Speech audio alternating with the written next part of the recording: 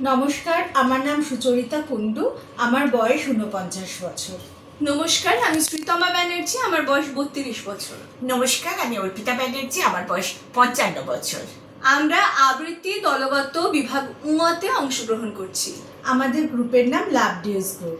আজ আমরা সর্বভারতীয় সঙ্গীত ও সংস্কৃতি পরিষদে অনলাইন সাংস্কৃতিক প্রতিযোগিতা 2026-এ অংশগ্রহণ করছি। নমস্কার, আজকে আমাদের নিবেদন শাড়ি। কবি সুবোধ সরকার।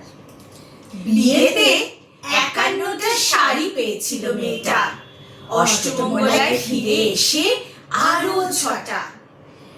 এত শাড়ি একসঙ্গে সে জীবনে দেখেনি। আলমারির প্রথম থাকে, সে রাখলো সব নীল শাড়িতে। হালকা নীল একটাকে জড়িয়ে ধরে বলল, তুই আমার আকাশ। দ্বিতীয় থাকে রাখলো সব গোলাপিদের।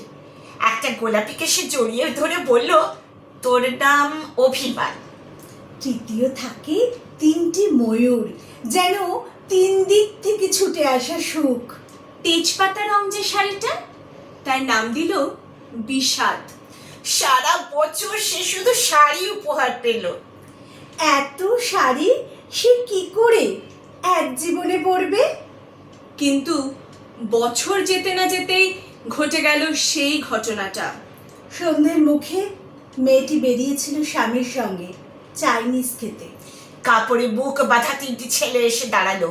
স্বামীর তলপেটে ঢুকে গেল ১২ ইঞ্চি, ওপর থেকে নিচে, নিচে নেমে ডান দিকে, যাকে বলে এল। পড়ে রইল খাবার, চিলি ফিশ থেকে তখনও ধোঁয়া উঠছে। এর নাম রাজনীতি, বলেছিল পাড়ার লোকেরা। বিয়েতে ৫১টা শাড়ি পেয়েছিল মেয়েটা, অষ্টমঙ্গলায় ফিরে এসে আরো ৬টা। একদিন দুপুরে শাশুড়ি ঘুমিয়ে সমস্ত শাড়ি বের করে ছতলার বারান্দা থেকে উড়িয়ে দিল নিচের পৃথিবীতে। শাশুড়ি পরিয়ে দিয়েছেন তাকে সাদা থান। ১৯ বছরের একটা মেয়ে, সে একা। কিন্তু সেই থানও এক ঝটকায় খুলে দিল ৩জন পাড়ার মোড়ে। একটি সদ্য নগ্ন বিধবা মেয়ে দৌড়াচ্ছে আর চিৎকার করছে, বাঁচাও। পেছনে ৩ জন, সে কি উল্লাস! নির্বাক পাড়ার লোকেরা। বিয়েতে ৫১টা শাড়ি পেয়েছিল মেয়েটা, অষ্টমঙ্গলায় ফিরে এসে আরো ৬টা।